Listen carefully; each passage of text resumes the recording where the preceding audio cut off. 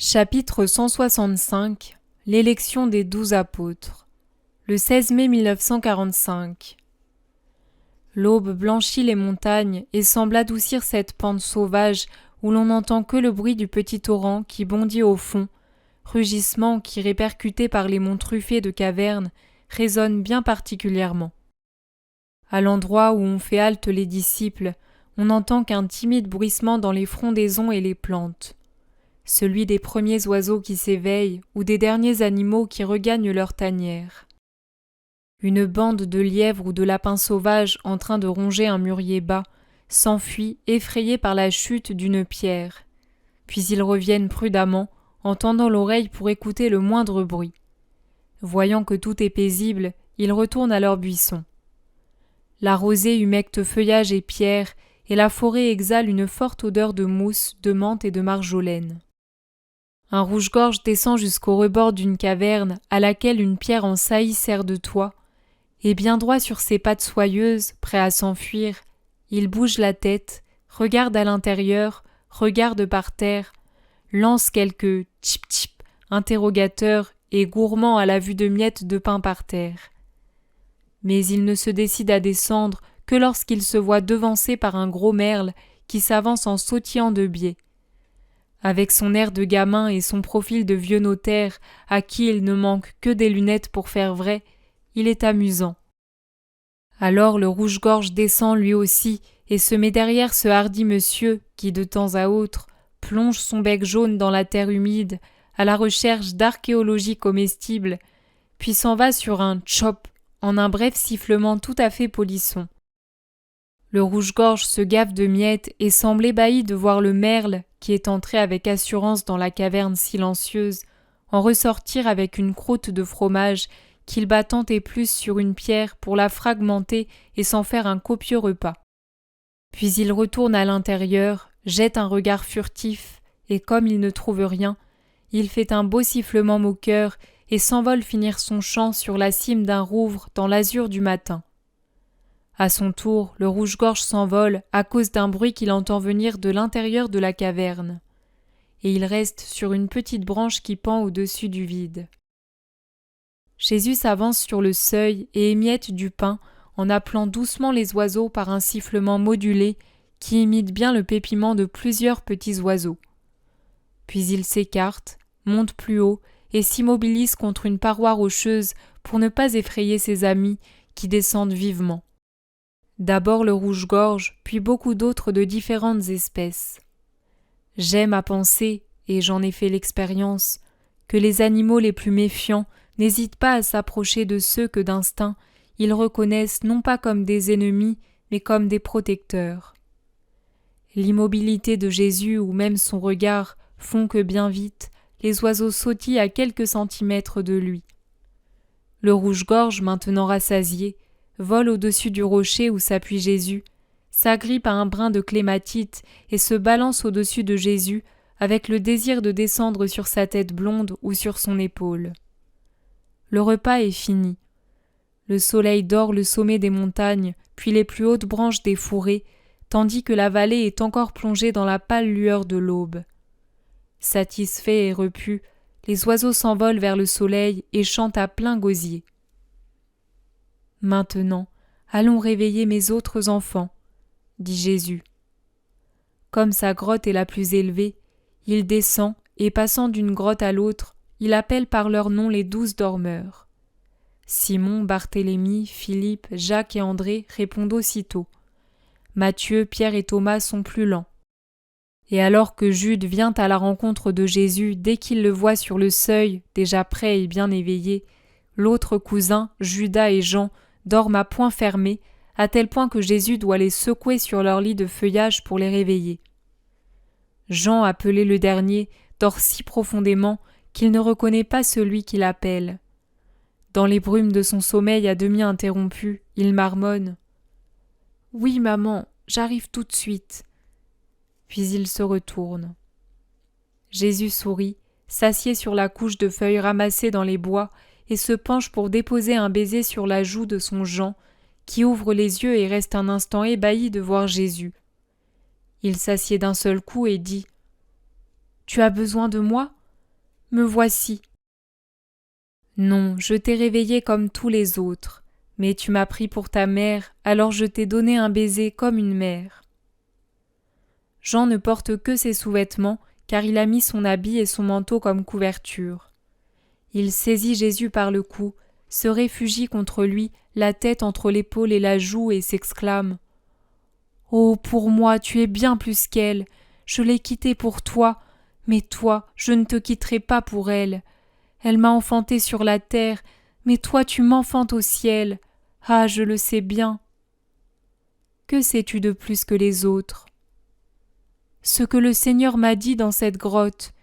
Tu vois, je ne suis jamais venu te trouver, et je suppose que mes compagnons t'auront dit que c'était par indifférence et orgueil.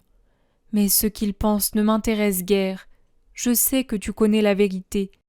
Je ne suis pas venu à Jésus-Christ, le Fils de Dieu incarné, mais à ce que tu es au sein du feu qu'est l'amour éternel de la très sainte Trinité, sa nature, son essence, sa véritable essence.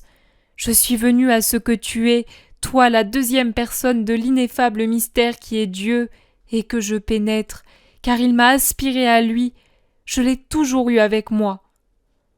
Ah, je ne saurais redire tout ce que j'ai compris dans cette grotte sombre, noire, qui est devenue pour moi pleine de lumière. Dans cette froide caverne où j'ai été brûlée d'un feu invisible, mais qui est descendue au plus profond de mon être et l'a enflammé d'un doux martyre. Dans cet antre silencieux qui m'a chanté des vérités célestes. Tous mes désirs, toutes mes larmes, toutes mes demandes, je les ai déversées sur ton sein divin, à toi le Verbe de Dieu. De tout ce que j'ai pu entendre de ta part, jamais aucune parole n'a été aussi vaste que celle que tu m'as dite ici, toi le Fils de Dieu, qui es Dieu comme le Père et Dieu comme l'Esprit Saint, toi qui es le pivot de la Trinité. Ah, je blasphème peut-être, mais c'est ce qu'il me semble, car si tu n'existais pas, toi, l'amour venu du Père et qui retourne au Père, il manquerait l'amour divin, et la divinité ne serait plus trine, il y manquerait l'attribut le plus essentiel de Dieu, son amour. Ah, j'ai tant ici, mais c'est comme de l'eau qui bouillonne contre une écluse et ne peut s'échapper. J'ai l'impression de mourir tant est violent et sublime le tumulte qui m'est descendu dans le cœur à partir du moment où je t'ai compris. Mais pour rien au monde je ne voudrais en être libérée. Fais-moi mourir de cet amour, mon doux Dieu. Jean sourit et pleure, haletant, enflammé d'amour, et il s'abandonne sur la poitrine de Jésus comme si cette flamme l'épuisait. Jésus, brûlant d'amour à son tour, le caresse. Jean se ressaisit sous un flot d'humilité qui le fait supplier. « Ne répète pas aux autres ce que je t'ai dit. Eux aussi ont certainement su vivre de Dieu comme je l'ai fait ces jours-ci. Mais pose sur mon secret la pierre du silence. » Sois tranquille, Jean. Personne ne saura rien de tes noces avec l'amour.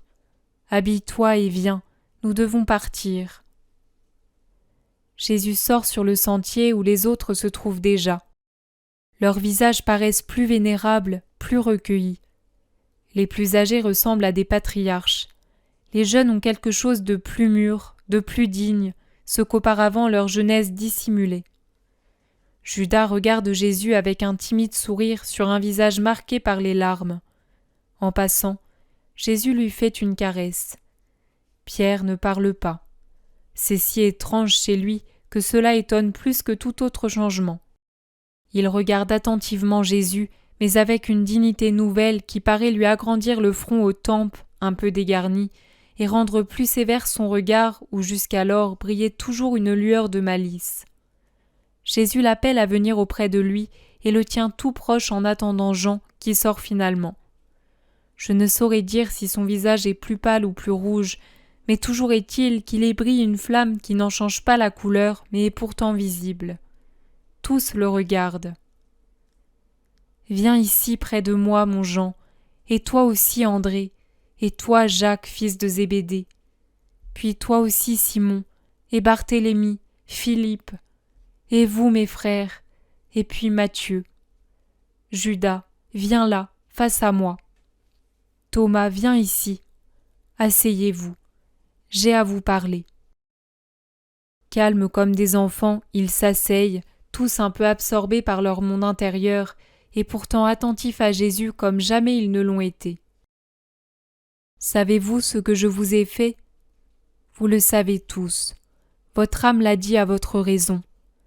Mais l'âme, la reine de ces derniers jours, a enseigné à la raison deux grandes vertus, l'humilité et le silence, fils de l'humilité et de la prudence, elle-même fille de la charité. Il y a 8 jours seulement, vous seriez venus comme des enfants désireux d'épater et de surpasser leurs rivales, proclamer vos prouesses, vos nouvelles connaissances. Maintenant vous vous taisez. D'enfants, vous êtes devenus des adolescents. Vous savez désormais qu'en agissant ainsi, vous pourriez humilier votre compagnon, peut-être moins favorisé par Dieu, donc vous gardez le silence. Vous êtes en outre comme des jeunes filles qui ne sont plus impubères. Il est né en vous une sainte pudeur sur les métamorphoses que vous a révélées le mystère nuptial des âmes avec Dieu. Le premier jour, ces grottes vous ont paru froides, hostiles, repoussantes. Et vous les regardez aujourd'hui comme des chambres nuptiales parfumées et lumineuses. C'est là que vous avez connu Dieu. Auparavant, vous saviez quelque chose de lui, mais vous ne le connaissiez pas dans cette intimité qui, de deux êtres, en fait un seul. Il y a parmi vous des hommes qui sont mariés depuis des années, d'autres qui ont eu avec les femmes des rapports fallacieux, d'autres encore qui, pour diverses raisons, sont chastes. Mais les chastes savent ce qu'est l'amour parfait autant que ceux qui sont mariés. Je peux même dire que personne ne le sait mieux que celui qui ignore le désir de la chair. Car Dieu se révèle aux vierges dans toute sa plénitude, en raison de la joie qu'il trouve à se donner à une personne pure, car il retrouve quelque chose de lui-même, le très pur, dans la créature pure de toute luxure, et pour compenser ce qu'elle se refuse par amour pour lui. En vérité, je vous dis qu'en raison de l'amour que j'éprouve pour vous et de la sagesse que je possède, si je n'avais pas le devoir d'accomplir l'œuvre du Père, je désirerais vous garder ici et rester avec vous, isolé.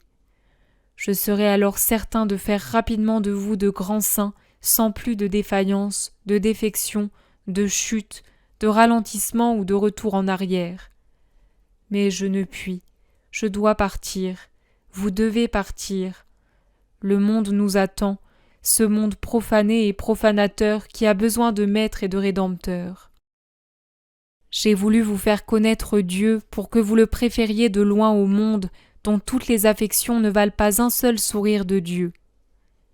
J'ai voulu que vous puissiez méditer sur ce qu'est le monde et sur ce qu'est Dieu pour vous faire désirer le meilleur. En ce moment, vous n'aspirez qu'à Dieu. Ah, si je pouvais vous garder à cette heure-ci, à ce désir. Mais le monde nous attend, et nous allons vers le monde qui nous attend au nom de la sainte charité. De même qu'elle m'a envoyé dans le monde, elle vous envoie elle aussi par mon commandement. Mais je vous en conjure, comme on garde une perle dans son écrin, gardez bien le trésor de ces jours où vous vous êtes regardés, soignés, relevés, revêtus, unis à Dieu. Telles les pierres du témoignage élevées par les patriarches en souvenir des alliances avec Dieu, conservez ces précieux souvenirs dans votre cœur. À compter de ce jour, vous n'êtes plus mes disciples préférés, mais mes apôtres, les chefs de mon Église. Dans les siècles des siècles, c'est de vous que proviendront ces hiérarchies. On vous appellera maître, car vous avez pour maître votre Dieu et sa triple puissance, sagesse et charité.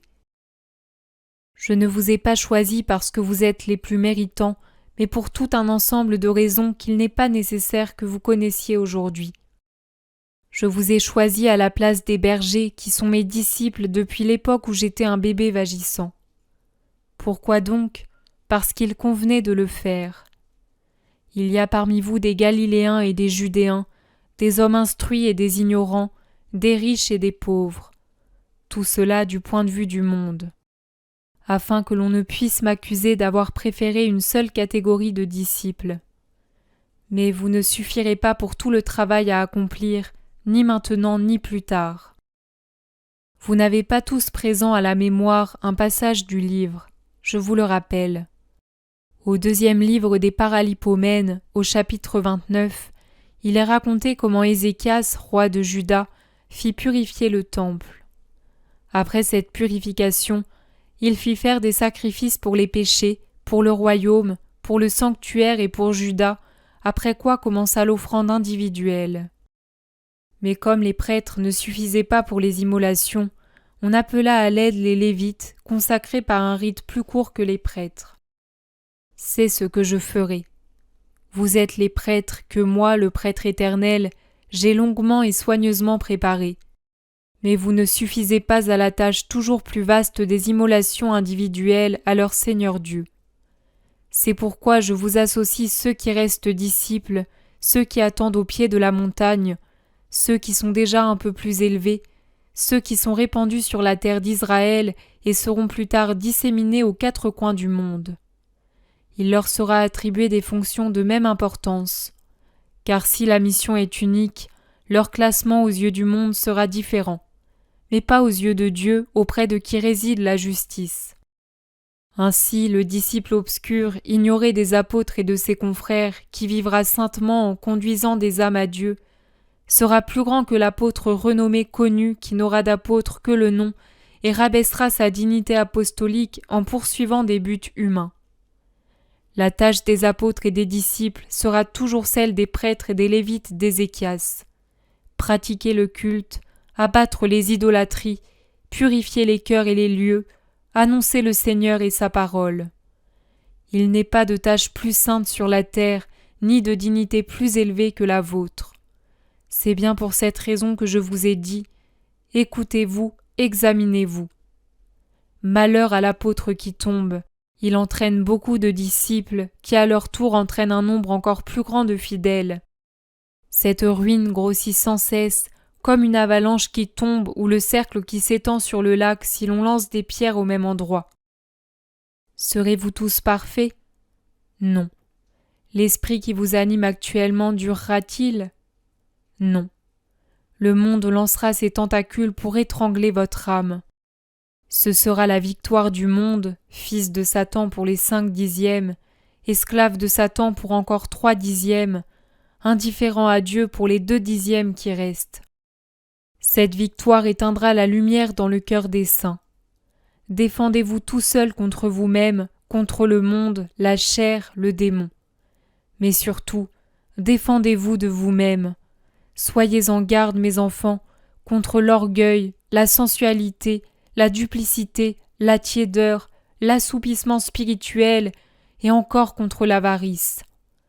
Quand votre moi inférieur élève la voix et pleurniche sous prétexte de cruauté à son endroit, faites-le taire par ces mots. Pour un instant de privation que je te cause, je te procure, et pour l'éternité, le banquet extatique que tu as eu dans la caverne de la montagne à la fin de la lune de Shébat. Partons. Allons à la rencontre des autres. Ils sont nombreux à attendre ma venue. Ensuite, j'irai pour quelques heures à Tibériade, et vous parlerez de moi en allant m'attendre au pied de la montagne, sur la route directe de Tibériade à la mer. J'y viendrai et je monterai pour prêcher. Prenez les sacs et les manteaux. Notre séjour est terminé et votre élection est faite. Le 17 mai 1945, Jésus dit : Tu vas mal et je te laisse tranquille. Je te fais seulement remarquer comment une seule phrase omise ou un mot mal retranscrit peut tout changer. En toi qui écris, tu es vive et tu peux réparer l'erreur aussitôt. Réfléchis donc et comprends comment 20 siècles ont pu priver l'évangile apostolique de certaines parties. Certes, cela ne nuit pas à la doctrine, mais à la facilité de comprendre l'évangile apostolique. Cela explique bien des choses. Si nous remontons aux origines, nous y découvrons encore une fois une manœuvre du désordre, et l'on en attribue au fils du désordre beaucoup d'autres. Tu vois comme il est facile de faire des erreurs de transcription. Petit Jean, sois bon aujourd'hui, tu es une fleur brisée. Je passerai plus tard moi-même redresser ta tige. Pour aujourd'hui, les larmes de ta blessure me sont nécessaires. Dieu est avec toi.